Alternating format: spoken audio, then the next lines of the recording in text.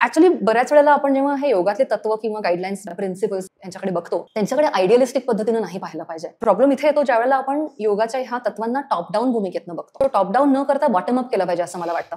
अष्टांग योगातले M नियम जर बघितले तर ते तसं बघितलं तर असं वाटतं की हे खूप पुस्तकी आहेत, की सत्य बोलावं, हिंसा करू नये, मग निघूनच जाऊयात ना आपण कुठेतरी, असं कसं शक्य आहे. But even if we really break down these concepts to thinking की अरे माझ्याकडून कोणाला त्रास होणार नाही असं वागू शकतो का.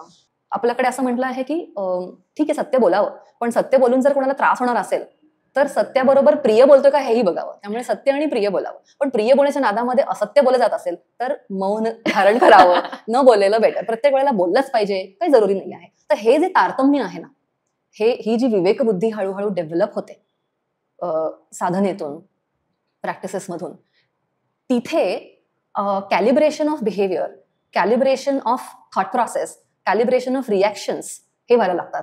आणि तो उचितपणा जो आहे ना, अप्रोप्रिएटनेस ऑफ बिहेवियर हा यायला लागतो. आणि मग बॉटम अप पद्धतीनं काम सुरू होतं. Rather than saying this is good, this is not good, आणि असं वागलं पाहिजे, असं नाही वागलं पाहिजे. या पेरेंटल भूमिकेतनं योगाला नाही पाहिलं पाहिजे.